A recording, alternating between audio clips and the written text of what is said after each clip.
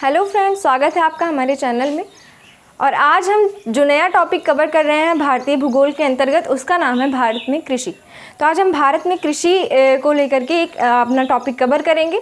इसके पहले भी हमने भारतीय भूगोल पे हमारी कई सारी वीडियो अपलोड हो चुकी हैं, तो अगर आपने नहीं देखा तो आप देख लीजिए जा करके और प्लेलिस्ट में। और अगर आपने देखा होगा तो आई होप आपको उससे मदद मिली होगी। ठीक है, तो चलिए हम बिना टाइम ज़ाया करते हुए आज का सेशन शुरू करते हैं। तो आज हम क्या पढ़ेंगे? आज हम पढ़ेंगे भारत में कृषि। तो चलिए स्टार्ट करते हैं। भारत में कृषि, देखो भारत में जो है ना, कुल श्रम शक्ति का 54% जो रोज़गार है वो हमें कृषि क्षेत्र में ही मिलता है। ठीक है, ये एक सर्वे के अकॉर्डिंग पता चला है। लगभग 54 से 55% तक का जो रोज़गार है कुल श्रम शक्ति का, वो कृषि क्षेत्र में ही मिलता है। उसके बाद भारत में जो है वो 15 प्रकार की जलवायु कृषियाँ होती हैं, मतलब जलवायु प्रदेश जो हैं वो भारत में 15 तरह के हैं। अच्छा, ये जलवायु प्रदेश क्या होते हैं? देखो, हर फसल के लिए कोई ना कोई एक निश्चित जलवायु होती है। जो जैसे अगर धान है, ये मानसूनी सीजन में लगाया जाता है तो उचित परिणाम हमें मिलता है, उत्पादन भी अच्छा होता है। लेकिन अगर यही धान हम सर्दियों के सीज़न में लगाएं तो क्या हमें वो परिणाम मिलेगा जो सही सीज़न पर मिलता है? तो हर एक फसल जो होती है उसको एक उचित जलवायु में ही हम अगर उसकी बुआई कटाई करेंगे तभी वो फसल का उत्पादन हमें अच्छे से देखने को मिलेगा। तो चलिए शुरू करते हैं। तो इसी समय के साथ, मतलब किस समय में कौन सी फसल बोई जाती है, इसके अनुसार जो है भारत में कृषि को मुख्य रूप से 3 भागों में बांटा गया है। कौन कौन सी? खरीफ, रबी और जायद। ये हमको क्लास 6-7 से पढ़ते हुए हम चले आ रहे हैं, तो याद होगा तो ठीक है, अगर नहीं याद है तो हम एक बार फिर से पढ़ लेते हैं। ठीक है, तो खरीफ, सबसे पहले हम देखते हैं खरीफ। ये जो खरीफ फसल है ये मानसूनी समय में बोई जाती है। ठीक है, ये मानसून की खेती होती है। इसकी बुआई जो है वो जून से जुलाई में होती है और अक्टूबर से नवंबर तक ये पक जाता है और इसकी कटाई हो जाती है। इसके अंतर्गत कौन कौन सी खेती आती है? इसके अंदर जैसे जो लोग गांव से बिलोंग करते हैं उनके लिए कृषि को पढ़ना ज़्यादा मुश्किल नहीं होता है। अपने व्यवहारिक रूप से वो देख रहे हैं अपने आसपास तो उन्हें जल्दी से याद हो जाता है, बस नाम याद करना रहता है। अच्छा, ये कौन सी खेती है? तो इसमें मुख्य रूप से अगर हम खाद्यान्न फसलों में देखें खरीफ में, तो धान हो गया, धान से मिलता जुलता बाजरा, मक्का, ज्वार। ठीक है, धान देखो कितना व्यवहारिक रूप से, इसको हमें याद करने की ज़रूरत ही नहीं है। धान कब लगाया जाता है? धान जब वर्षा हो रही होती है तब इसे लगाया जाता है, और धान को पानी की आवश्यकता बहुत ज़्यादा होती है। ठीक है, देखो बरसात के सीज़न में अगर धान को उचित रूप से पानी नहीं मिलेगा तो उसमें चावल अच्छे से नहीं मिलेंगे, हमको उत्पादन नहीं हो पाएगा उसका। तो इसको पानी की बहुत ज़्यादा आवश्यकता होती है। मतलब जाहिर सी बात है कि मानसूनी समय में ही इसकी बुआई होगी, और मतलब ये खरीफ की फसल है। ठीक है, उसके बाद बाजरा, मक्का आपने देखा होगा, मक्का हम कब खाते हैं? मक्का लगभग यही बरसात की सीज़न में ही हमें खाने को मिलता है। जगह जगह ठेले लगे रहते हैं, तो इससे भी आपको, इसलिए ये सब मैं इसलिए कह रही हूँ ताकि याद करने में आसानी हो। ठीक है, उसके बाद ज्वार भी खरीफ की ही मुख्य रूप से खाद्यान्न फसल है। उसके बाद इसमें कुछ दलहन फसलें देखते हैं। दलहन का मतलब कि जिनका उत्पादन मुख्य रूप से दाल बनाने के लिए किया जाता है। ठीक है, जिसमें है मूंग है, उड़द है, सोयाबीन है, लोबिया है। अच्छा, जो ये सोयाबीन ये जो है खरीफ की दलहन में भी आती है फसल में और तिलहन में भी आती है। ठीक है, तिलहन का मतलब जिन फसलों से तेल निकाला जाता है, सोयाबीन से तेल भी निकाला जाता है और इससे ये दलहन में भी आती है। ओके, तो इस पे थोड़ा ध्यान दीजिएगा।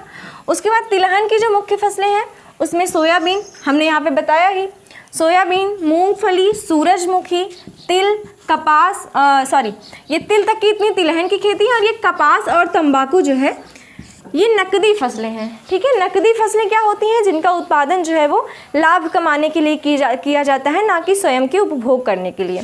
ठीक है, तो ये कपास और तंबाकू भी खरीफ की फसलें हैं और ये नकदी फसलें हैं।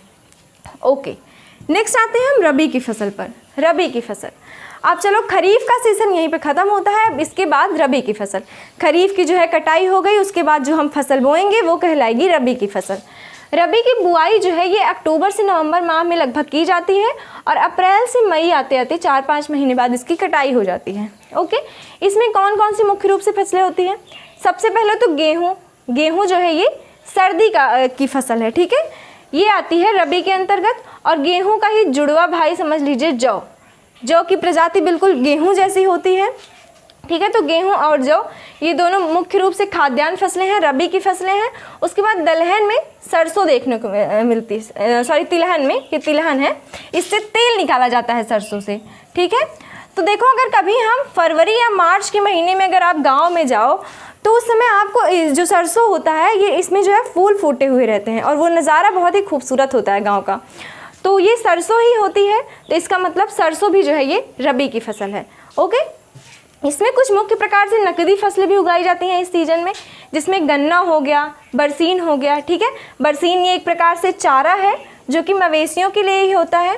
ठीक है। ये जानवरों को खिलाया जाता है, तो ये भी जो है रबी की फसल में ही आती है। ओके। तो आई होप आपको खरीफ और रबी का कॉन्सेप्ट क्लियर हो गया होगा।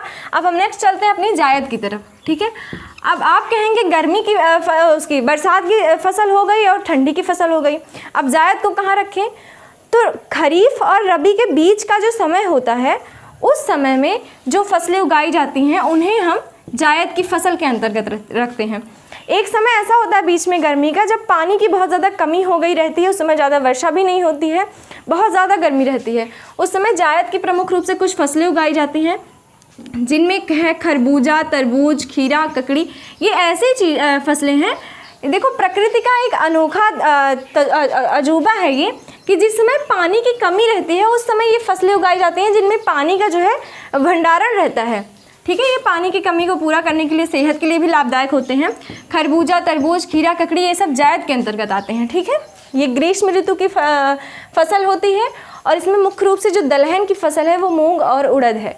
देखो यहाँ पे हमें भूलना नहीं है कि मूंग और उड़द जो है ये जायद की भी फसल है और साथ ही खरीफ की भी फसल है। ओके। इस तरह एग्जामिनर हमें कंफ्यूज करता है। ज़रूरी नहीं है कि ये अगर जायद है तो ये खरीफ में नहीं आएगी, ये खरीफ की भी फसल है और जायद की भी फसल है, मतलब समय दोनों का आपस में मिल रहा होगा। ठीक है। तो हमने पढ़ा खरीफ, रबी और जायद। ओके। नेक्स्ट है हमारा कंटूर कृषि। ये कृषि की एक पद्धति है, कंटूर कृषि।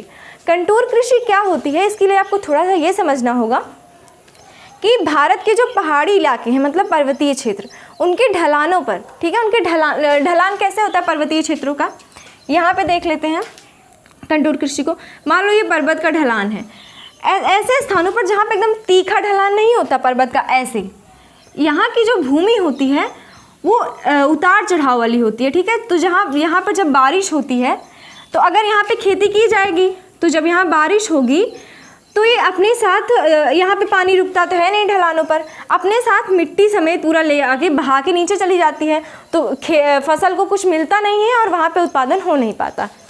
तो अगर मान लो ये मिट्टी नहीं भी बहा के ले गई तो पानी यहाँ रुकेगा ही नहीं, और जब रुकेगा नहीं तो मिट्टी जो है वो पानी को ग्रहण नहीं करेगी, तो उससे भी फसल के उत्पादन में कमी आएगी। तो इसके लिए जो है इसी का एक समाधान है कंटूर खेती। तो क्या किया गया कि इन पहाड़ों को काट काट करके सीढ़ी नुमा बना दिया गया इस प्रकार से। ठीक है। सीढ़ी नुमा बना दिया गया और यहाँ पर मेड़बंदी कर दी गई। अब जब पानी ऊपर से बहेगा तो यहाँ पे कुछ देर तक पानी रुकेगा, फिर इस सीढ़ी पर आएगा तो यहाँ कुछ देर तक पानी रुकेगा। इस तरह से हमारी खेती हो जाएगी। इसे हम समोच्च कृषि भी कहते हैं। समोच्च कृषि क्यों कहते हैं? क्योंकि जो है ये एक समान ऊंचाई की खेती होती है, क्योंकि एक सीढ़ी पर आप एक ही प्रकार की फसलें उगा सकते हैं। और ये जो सीढ़ियाँ होती हैं ये छोटी छोटी नहीं होती हैं, एक सीढ़ी में लगभग 1 एकड़ तक की भी ज़मीन आ जाती है। ठीक है। तो इसी का ये समाधान थी कंटूर खेती, मतलब सीढ़ी नुमा खेती, ये कंटूर खेती ही है। उसके बाद एक है ट्रैप क्रॉप। ट्रैप कृषि क्या है? देखो जब विभिन्न कोई फसल ऐसी होती है जिन पे कीट पतंग बहुत ज़्यादा हमला बोलते हैं। ठीक है। और उससे जो है उसका बहुत नुकसान होता है, और खरपतवारों से भी बचाने के लिए ट्रैप क्रॉप को अपनाया गया। ठीक है। अब खरपतवार किसे कहते हैं? मान लो हमने कोई मुख्य फसल बोई है, मान लो हमने गेहूं बोया मुख्य फसल के तौर पर, और उसमें गेहूं के साथ 2-4 पेड़ जौ के भी उग गए, तो वो जो जौ है हम नहीं चाहते कि जौ उगे, तो वो जो जौ है वो हमारे लिए खरपतवार होगा। ठीक है। तो इसी प्रकार से खरपतवार, और दूसरी चीज़ कुछ पेड़ पौधे ऐसे होते हैं, कुछ फसलें जिनको उगाने के लिए उनको जो है कीट पतंगों से बचाने की बहुत ज़्यादा ज़रूरत होती है, जिसमें मुख्य रूप से हम कपास को देखते हैं। ठीक है। कपास पर एक कीड़ा होता है, कॉटन रेड बग उसका नाम होता है, वो हमला करता है और कपास के फूल निकलने से पहले उसको चट कर जाता है। तो इसका एग्जाम्पल ऐसा है कि जैसे कि ट्रैप क्रॉप का मतलब कि अगर कीट पतंगों और खरपतवारों से बचाने के लिए हम मुख्य फसल के साथ अगर कोई और फसल उगा देते हैं तो उसे ट्रैप क्रॉप कहते हैं। एग्जाम्पल के तौर पर हम देखते हैं, एग्जाम्पल के तौर पर जो कपास की खेती होती है, कपास की खेती के लिए जो है उस खेत के उसको कीट पतंगों से बचाने के लिए उस कपास की खेती के चारों तरफ भिंडी उगा दी जाती है। ठीक है, भिंडी उगाने से क्या होगा, जब कीट पतंग उस पर हमला बोलेंगे तो सबसे पहले कपास पे ना आकर के भिंडी पे बैठेंगे और उसी में वो उलझ करके रह जाते हैं। तो इसको हम ट्रैप क्रॉप के अंतर्गत देते हैं। ठीक है, क्रॉप मीन्स कृषि होता है। ओके, नेक्स्ट है एनर्जी क्रॉप। एनर्जी क्रॉप क्या है? ठीक है, तो ऐसी फसलें जिनको उगाने के बाद उनसे बायोडीज़ल बनाया जाता है या फिर अल्कोहल वगैरह बनाई जाती है, ये सब जो फसलें होती हैं वो एनर्जी क्रॉप के अंतर्गत आती हैं, जिसमें मुख्य रूप से गन्ना, चूँकि गन्ना का जो सबसे बड़ा उत्पादक देश है विश्व में वो है ब्राज़ील। ठीक है, तो गन्ना हो गई, गन्ना से भी अल्कोहल बनता है। आलू में स्टार्च होता है, स्टार्च भी जो है एक प्रकार का उसका ग्लूकोज होता है, एक प्रकार का कार्बोहाइड्रेट, सॉरी ये कार्बोहाइड्रेट का ही रूप है, इसमें स्टार्च मौजूद होता है। उसके बाद जट्टूका, मक्का, इन सब में कार्बोहाइड्रेट पाया जाता है, इससे हमें एल्कोहल और बायोडीज़ल बनाने में सुविधा मिलती है और इनसे बनाया भी जाता है। तो इनको हम रखते हैं एनर्जी क्रॉप के अंतर्गत। ठीक है, नेक्स्ट है हमारा नकदी फसलें। नकदी फसलें क्या होती हैं? नकदी फसलें कैश क्रॉप या फिर कॉमर्शियल क्रॉप, नकदी फसलें या फिर व्यापारिक फसलें। नकदी फसलें वो होती हैं जिनका उत्पादन हम स्वयं के उपभोग के लिए ना करके उनसे लाभ कमाने के लिए करते हैं, मतलब उनको बेच करके हम पैसे कमाएं, जिसमें मुख्य रूप से आती है मूंगफली, तंबाकू, गन्ना, जूट, कपास, सूरजमुखी, चाय, कॉफ़ी।